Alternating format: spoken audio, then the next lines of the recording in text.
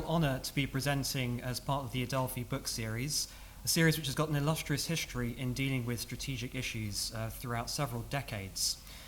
My own humble contribution is going to make one very basic point, which is, if I move the slide forward, that when we speak of military solutions or political solutions, when we speak of military strategies or political strategies, we're speaking erroneously. And what we should be speaking about is managing the mix between security measures and non-coercive measures. And this, I hope, is illustrated by the cover of the book. It is said a cover, says 1,000 words, and by choosing the yin-yang design and showing how one blends into the other, I hope to convey the fact that when governments deal with armed groups, deal with these messy conflicts that go on for generations, even if they have an aspiration for military victory, even if they have an aspiration for a political settlement, what they're actually entailed in doing is managing a mix between a variety of methods that they have. And what we want to look at is how these methods contribute to bringing the best out of the other one or start to take away from each other. Now, what I'm looking at in this book are wars involving non-state armed groups. And, of course, as Nicholas has said, there's a large number of these sorts of conflicts happening all around the world. And when governments face insurgencies, what they tend to do as a default first response, quite understandably, is to employ security measures to try to contain the situation. Sometimes governments can achieve quite a quick military victory. Quite often they can't, and this is when politics starts to become much more important.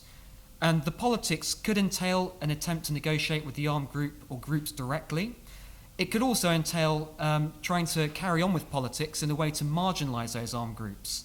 But nonetheless, in every case, politics and warfare cohabit and coexist.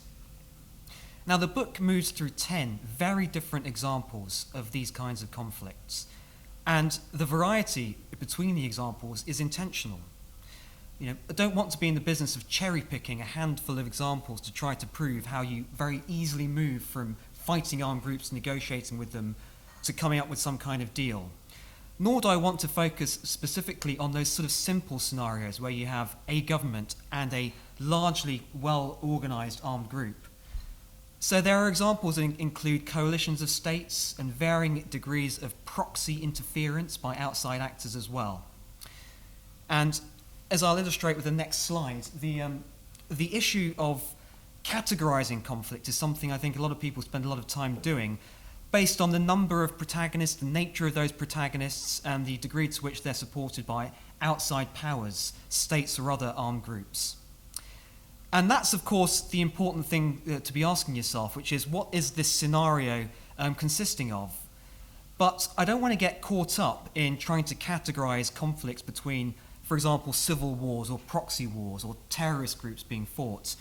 I think it's a reality of today, sadly, that we see all of these characteristics cohabit in individual scenarios. It's clearly the case that wars can be both civil wars and proxy wars. It's clearly the case as well that armed groups could be identified by the international community as being terrorists and prescribed as such as parts of attempts to delegitimize them and to constrain their ability to act. But of course, as the old adage goes, one man's terrorist is another man's freedom fighter. And those groups could be very multifaceted. They could be offering social services. They could be offering, some kind of existential way for people in a quite alienated community to be able to express themselves because they've fallen away from the mainstream of politics and society and the economy. And as this slide conveys, such is the degree of variance from one scenario to the other that it would be deeply erroneous to try to impose a degree of false equivalence between the variety of conflicts we see in the world today. And in fact, the original working title for this book was War and Peace Processes, which I think Tolstoy was on my mind because I'd spent a year working in Ukraine in my previous job. But I think when you look at a copy of War and Peace, which my copy is about this big, and then you look at my book, which is about this big, you can see that that level of detail that Tolstoy affords to his particular subject is a level of detail you'd want to afford to any one of these 10 case studies to be able to really get into the kind of the minutiae of why the war has occurred, the relationships between the different actors, and so on and so forth. So this book is not attempting to supplant that level of wisdom, that level of insight into individual conflicts.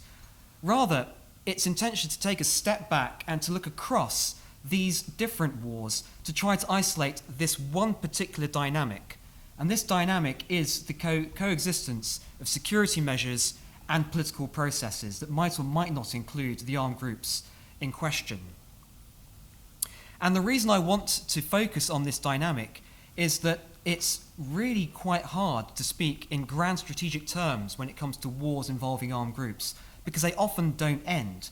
And just when you think they're about to end, they undergo some kind of metamorphosis, maybe laying dormant for a while and suddenly bursting forth again into renewed fighting. The armed groups of the factions have rebadged themselves, have got new alliances, have somehow managed to find a way to carry on with their ideology into a future era.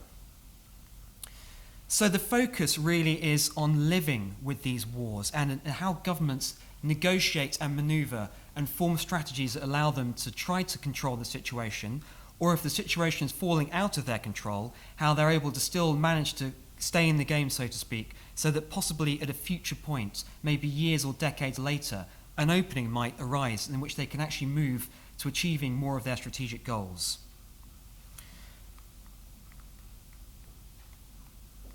So with that focus on strategy, what I wanted to look at was how the way in which governments sequence and balance between their political and their military approaches and tools varies in different scenarios. And I'll give some examples shortly to bring this into a much clearer light. But broadly speaking, what I found looking across the 10 case studies around the world is the governments are either sequential, fighting for a while and then trying to talk, shifting emphasis very decisively between these two approaches. They can try to do it concurrently. They can fight and talk, sometimes engaging in both endeavours with equal vigour, and there is logic to doing so as well, which I'll talk about momentarily. And there's also the selective approach. This is very common when governments are facing multiple armed groups and factions, where you simply can't try to fight every single group at the same time. And of course, you try to be cunning, you try to pick some who you might want to ally with in the short term to try to fight those others. So that's what I mean by selectivity, maybe talking to some and fighting others. And I start the book with a chapter that pairs off Northern Ireland and Sri Lanka as what I'd call the simplest scenarios I've looked at. It happens to be that both of them occurred on an island, and geography does play a part, of course, in being able to, relatively speaking, isolate those conflicts from difficult neighbourhoods. But we can clearly see how in Northern Ireland, which is a very celebrated example, I think, not because everything has been solved, but I think because it took 30 or so years to achieve a reasonably equitable political outcome. And when you look closer at British strategy over those 3 decades, you see that it was an exercise in concurrency. Very early on, the British government realised, as early as Bloody Sunday in 1972, that it couldn't defeat the IRA militarily. So it engaged in covert talks, which eventually underwent a metamorphosis and became a peace process in the 1990s, which moved towards the Good Friday Agreement in 1998. But throughout that transition was a shifting balance between an emphasis on security measures and an emphasis on political outreach, eventually making those security measures a function of that wider political outreach to ostracize and pursue those groups who are called dissident Republicans, who chose to stay out of the peace process and carry on fighting and largely engage in criminality. Sri Lanka is an inversion of this, if you just look at the outcomes, in the sense that the government moved sequentially initially from trying to fight the LTTE, the Tamil Tigers, to a degree of concurrency in the 1990s where they tried to fight to gain better terms on the negotiating table. This is around the time the Norwegians became involved as well in the 2000s to try to facilitate dialogue. But the pendulum swung back in Sri Lanka to seeking a militarized conclusion to the conflict, which of course occurred in 2009. And so you can see how the Sri Lankan government oscillated between approaches, trying different things. This is why these strategies, they're not conceived of with some grand master plan. They're adaptive to failure often. They're adaptive to hitting dead ends. And that's a theme I'm going to bring up in my concluding slide. But sticking with the examples, to flesh out some of these different permutations of strategy, it's really important to not fixate on a Western-centric model of peace processes and deals. I mean, obviously, coming from this part of the world, I think that's the most sensible way to approach these sorts of situations, where you try to give different alienated, formerly warring communities a stake in a political process, so you have a government of all interests, whereas previously it was a government perhaps of the tyranny of the majority, or the tyranny of the minority perhaps. But in another example, I look at Russian strategy in Chechnya, which is especially interesting because if you take a Western perspective, it appears to be brutal and uncompromising. You know, a lot of people died as Grozny was leveled in 2 successive campaigns. The second, of course, is the campaign that Putin built a lot of his initial reputation on, having taken the presidency in the early 2000s. But upon closer examination, you can see that Putin used his skills as a former case officer to use Kadyrov as his local vassal, and the politicization of the Russian strategy started to take real roots in the 2000s, to the point at which the Russian military withdrew in large part, and Kadyrov's own Chechen security forces became the instrument through which security goals were continued to be realized, in particular fighting. By this point, the war had undergone a metamorphosis into becoming much more Islamist in its flavor, much more terrorist violence. So there was concurrency as well in the Russian strategy, and that's how Putin was able to present it, broadly speaking, as a success and contain the situation. Pakistan is another example which varies very dramatically from what we would think of as, you know, how you use war and deals and political processes together. Pakistan is a great example of selectivity.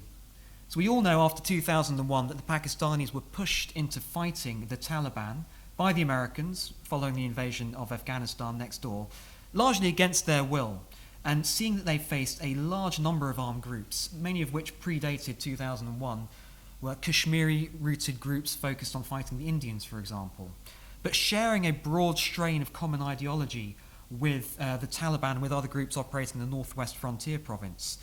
You know, Pakistan, you can accuse Pakistan of duplicity, but you can also look quite sensibly at their dilemma, which was they couldn't possibly fight every armed group at their doorstep at the same time.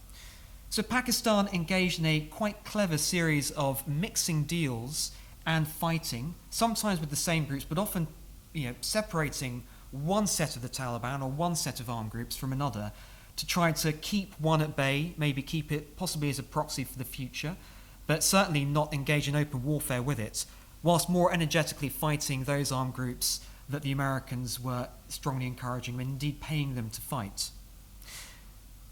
And what this sort of boils down to is, regardless of the way you look around the world, lots of governments approach these situations not from the perspective of ending the scenario, not because they don't want to end the scenario, but because it's not within their gift to do so, but with learning how to live with an extremely difficult situation in which there is still loss of life, there is possible pressure from outside partners, there's possibly internal pressure from right-wing or left-wing factions inside of your own government, from militias, from so on and so forth, cajoling you into certain courses of action rather than others. Which is why I think the essence of this book is really sort of to bring home that message that the journey is often much more important than the destination when we talk about strategy in relation to dealing with armed groups and these sorts of messy conflicts.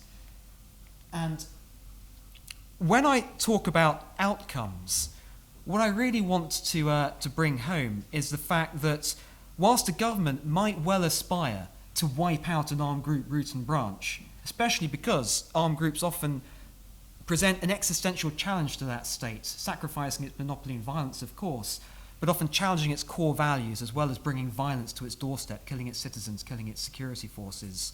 It's very easy to say, well, we will wipe them out, we will be decisive.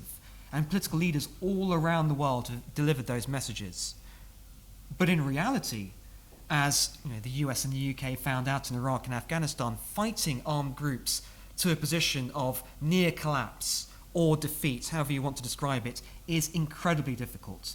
For reasons we know, they can hide amongst the populace, they can retreat over borders potentially, they're able to maybe seek foreign sources of funding. A variety of reasons mean they can often live on. If the ideology, if the finances live on, if there's ungoverned spaces, they can somehow manage to wriggle their way out of being pinned down by the state and its allies. Which is why it's very often the case that governments have to settle for a moderated goal. And this is often described as containment. I'm going to focus on that word just for a second because I think it's very important.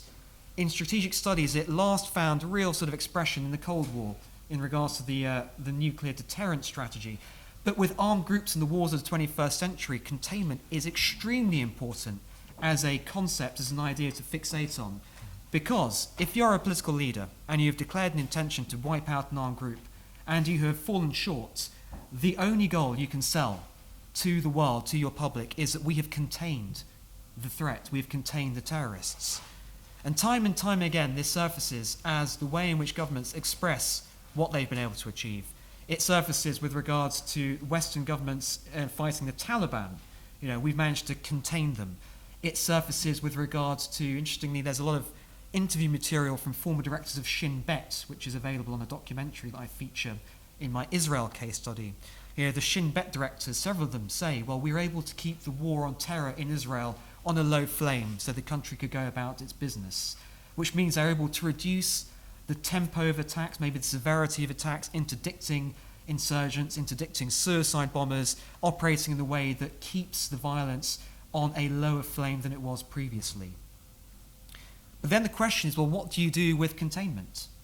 Well, of course, this depends then, of course, on what sort of containment you've achieved. In Colombia, for example, it's wrong to separate the periods of peace building from the periods of war making, for want of a better term, because, as we know, Uribe, Santos' predecessor, Santos being the president who's pushed Colombia to this deal with the FARC, Uribe masterminded a series of military offensives that, in the Colombian context, pushed the FARC away from Bogota and kept the FARC under pressure. And this is the idea of pressure that relates very closely to the idea of containment. It's also related to the idea of decapitation. Talking here we are today, just a day or so after the killing of a senior ISIS member. And once again, the debate there is, well, does killing individual insurgents actually achieve a strategic effect? Well, it certainly doesn't collapse the groups, because it's now given as wisdom that there are plenty of people to replace those leaders. Those groups are atomized, they're spread out, they're operating in a way that means they're able to survive the loss of individuals. So then, what do you do with containment? And this is where the second broad track on the lower level of that diagram sort of expresses where your political goals sit. Once again, it's very easy to say, well, we're going to push this armed group into a position of subjugation and then try to impose terms favourable to us through a political deal. Seldom does it work out in that way. It's taken Colombia 5 decades to get to that point. It took the British government 3 decades in Northern Ireland. Often what you get is a mixture of outcomes. And once again, I've got another moderated goal there, which expresses the fact you can achieve ceasefires, because it is very often the case that governments are fighting armed groups, but have some way of communicating with that armed group through intermediaries or through dialogue, possibly even deniable dialogue that's being held away from the glare of the cameras. And I think Turkey is a very good example there. A few years ago, a recorded session, illicitly recorded, between the PKK and an unnamed British accented mediator was leaked to the press because it also involved the MIT, Turkish Intelligence's Undersecretary. And so it's very damaging for governments to be, of course, exposed to be talking to armed groups that they're also fighting at the same time. But politics doesn't stop, even if the wars are carrying on. And one of the most common permutations I've found is that politics carries on but tries to ostracize the armed group, or tries to seek moderates to talk to, who could speak possibly like as proxies on behalf of that alienated community. Once again, it's very difficult to bring this to a firm conclusion, because often what you do is you buy time, you use this to delegitimize the armed group, which carries on about its business. But if the armed group still retains some sway, as Turkey has found with regards to the PKK, then you can fight, you can displace, you can pressure the group, but unless you're able to bring it to some kind of compromise and include it in some manner and shape or form in the politics of your country, then the war, in Turkey's case, is unfortunately persisting into its 4th decade.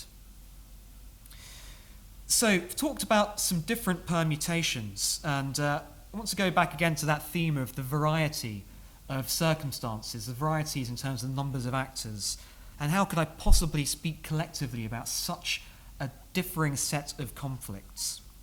Of course, context really is everything. And all of these lessons, this framework, really only comes out into sort of saying something sensible if you were to apply it to the specificities of the scenario, to the ideologies, to the stakes, to the nature of the actors, to how coherent they are, so on and so forth. But it is remarkable that when the UK and the US and allies found themselves in Afghanistan, having talked about already some of these scenarios involving individual governments, here we're talking about NATO, we're talking about UN resolutions, we're talking about intervention abroad, we're talking about working with a partner government in Kabul. How what was an initial aspiration to delegitimize and fight the Taliban, hopefully to some degree of collapse, was then supplanted by a broadly concurrent strategy in which the US eventually, quite reluctantly, recognized the need for reconciliation with the Taliban. And this is a very useful example, I think, to understand how this can sort of blow up in your face from a coalition's perspective, which is the US, forget about how the US dealt with the government in Kabul. There was never a commonality of strategic vision there, especially with regards to Karzai taking objection to the US pushing the war into the countryside, which the US saw as part of its counterinsurgency approach. But also within the US system itself, Richard Holbrooke was appointed the lead diplomat with regards to finding a political solution to the war, while McChrystal and Petraeus ran the military components. There was something more than a personality clash between them. There was something of the concurrency strategy, which I brought out earlier, of trying to fight and talk at the same time. You're seeing a hydra-headed monster pulling in different directions with regards to the different requirements of these approaches. It's extremely hard. And this is how the US, of course, and Western governments would bifurcate in terms of professions, soldier and diplomat. Regardless of how this division of labour is spread between coalition allies, between different parts of your system, when you have different parts tasked to bring out this collective outcome, it's extremely hard to get these different approaches working in a complementary fashion. Quite simply, they unfold on the basis of different timescales, they have different requirements, each asks of the other very different things. With Holbrooke and Petraeus, each was effectively asking the other to be their wingman. So, Holbrooke was saying we should drop the bombs when I tell you to, as a coercive threat, of course, to try to bring the Taliban to talks. Whereas for McChrystal and Petraeus, eliminating those insurgent leaders and bringing as much of a counterinsurgency approach to the Afghan countryside as they could was their approach. They then wanted to dictate terms to the Taliban. Unfortunately, by this point, the Taliban thought they were winning. So the Western governments were left with a very, very, I think, poor situation to bequeath to Karzai and then Ashraf Ghani as they drew down forces in 2014. So we can see around the world a variety of combinations of talking and fighting. I think it would be remiss of me not to mention ISIS, I think, in closing, because it is the principal sort of armed group challenge people are thinking about today. If we focus specifically on the challenge of the Iraqi government, which is quite a dramatic undertaking, and I partner up in my chapters the Afghan and the Iraqi case studies, because there is complementarity there only in the sense that in both cases, Western governments were bequeathing to their local allies what they hoped was the most stable situation they could achieve, but in reality contained deeply problematic security threats. With regards to Iraq and ISIS more generally, and all the governments that are descending on this disjointed campaign to try to pressure the group, it's clear that politicians are very wary now all around the world from overselling what they can achieve with regards to the use of air power, with regards to the empowering local allies to do the fighting on the ground. So once again, that term containment, possibly expressed in different ways, resurfaces, well, this is what we can expect to achieve using military force. So then the question is, well, where do politics come in? And it's, again, very simple to say, well, Maliki, Iraq was Maliki's to lose. He alienated the Sunni community. And that provided something of a template for ISIS to be able to build up its own support. But the idea of negotiation with ISIS is something that's totally abhorrent to us, and understandably so.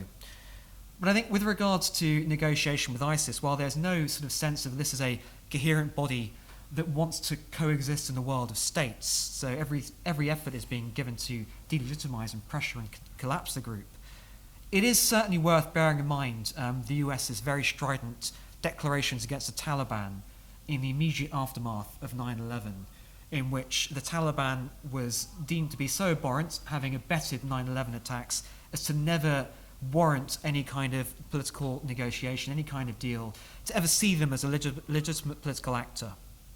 We don't know which direction the Syrian and Iraqi scenarios are going to go in, but specifically with regards to ISIS, it is not impossible to envisage a US, UK, Western-supported Iraqi government, a largely Russian-supported and Iranian-supported Syrian government, somehow existing in the ruins of this cataclysmic conflict, with some territory still held by ISIS, possibly still the case in years to come.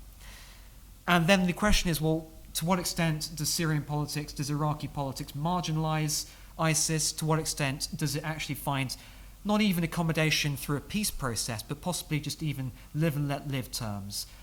These conflicts do illustrate the fact that governments, even if they are decisively opposed to the existence of these armed groups, cannot necessarily sustain military operations in force continuously for years and decades.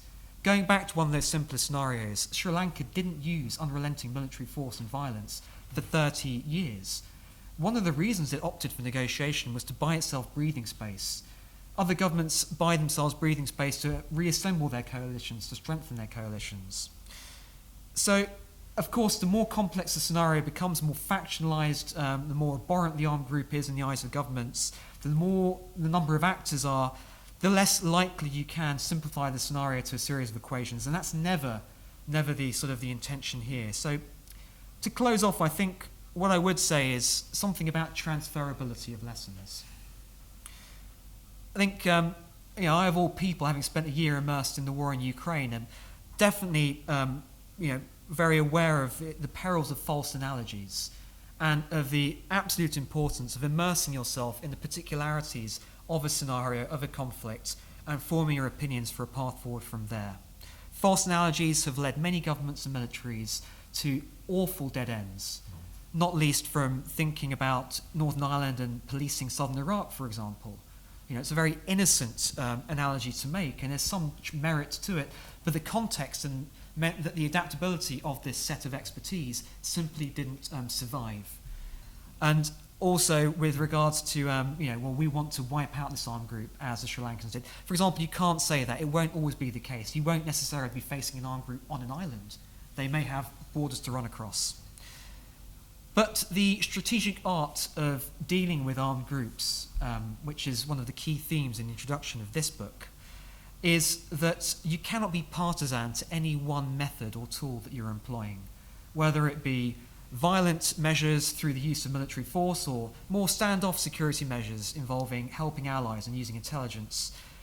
Or on the other hand, if you're trying to delegitimize the armed group using politics or engage them very directly in negotiation, it's about understanding the totality of these measures, how they are collectively working together to advance your goals, but also being very humble with regards to setting goals and being aware of the importance of flexibility and being very aware of the importance of sometimes having to engage in quite dramatic U-turns, possibly totally redefining your goals as a government in relation to how the scenario is evolving. It is not illogical to declare, if you want to pressure an armed group militarily, an intent to defeat them on the battlefield, but to possibly secretly harbour a desire to then engage them in negotiations from very favourable terms to you, very unfavourable terms to them. So there's flexibility there. There's also patience as well. Very difficult to do if you're a government that's beholden to 4 or 5 year prime ministerial or presidential terms. Extremely hard to do if you're operating away from home, helping an ally or working through a multilateral coalition. It's certainly the case in Afghanistan that Western leaders would, think the advice they're being given was, well, it's going to take 30 years. And if you're Barack Obama, you don't have 30 years. And you're thinking about legacy, you're thinking about budget deficits, you're thinking about all sorts of other things as well. Which is why I think the patience issue really feeds into how governments work with foreign allies and partner governments on the ground as well. When you're in there for the long haul, what does that actually mean? And what sort of support are you actually looking to give to those local governments? Because if it is purely on the security realm, then the question is it being partnered up with support in the political realm as well? And if you can't dictate strategy to a local ally, which is a point I make in the chapter on Iraq and Afghanistan, You can't, because even if you have the more resource, if you're a foreign partner with a lot of financial clout, ultimately it's their lands that are at stake. It's their people who are doing the fighting in the main part on the ground. So you have to be very humble, I think, with regards to your ability to pull off those handbrake turns, if you like, in doing a 180 on trying to encourage a different strategy, trying to encourage politics over force in terms of readjusting the balance. Unity of command is another extremely important and transferable lesson. This unity of command issue can relate, I've already talked about coalitions, where you've got foreign governments, local governments, but also different parts, military, diplomatic, so on and so forth. But also individual governments as well. And the Colombia and the Turkey case studies, which I look at in one chapter, for their own reasons unique to each context, have historically experienced moments when the generals have been able to either mount coups and actually take over power in those countries, or at the very least be able to sit stage left and be able to puppeteer some of those civilian politicians by censoring them if they try to operate, especially in the national security realm, that's contrary to the way in which the military has been trained and brought up to believe strategy should be constructed with regards to PKK and FARC respective to these contexts. Without unity of command, it is almost impossible to balance those different elements of strategy. That yin and the yang on the cover of the book, once again.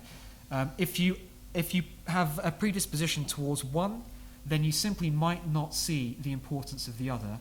And in regards to the Turkish military and the PKK, which is actually very policy relevant once again, over the last 30 years, it is absolutely the case that the military in Turkey aren't really able to conceptualize the notion of a multi-ethnic Turkey. There's a very sort of strict civic nationalism that's been pushed as how Turkey as a state emerged from the First World War and built its success and its stability in the decades afterwards. That's made it extremely difficult for Turkey to be able to, at the point in the 2000s when it moved to a more concurrent approach, to try to manage those trade-offs, try to manage that complementarity between the different strands of its approach. So I'll round off there, I think, and just with a final comment with regards to the interdependency. Sometimes in that yin and the yang, you have to look very closely to see one part of strategy. It could be almost completely eclipsed by the other. It could look like at the outset that the strategy simply only comprises of security measures, or that the government is almost falling back because it has no strength and therefore it's trying to basically engage in appeasement and its terms are being dictated to it by the armed group or armed groups that it faces. But the fact is there is always a bit of both in every governmental approach, sometimes by accident rather than by design, and thinking through strategies, thinking through how it's apportioned, how it's sequenced, how it's balanced, and how that balance changes from one year to the next, especially in terms of conflicts that can last for generations and for decades. Thank you.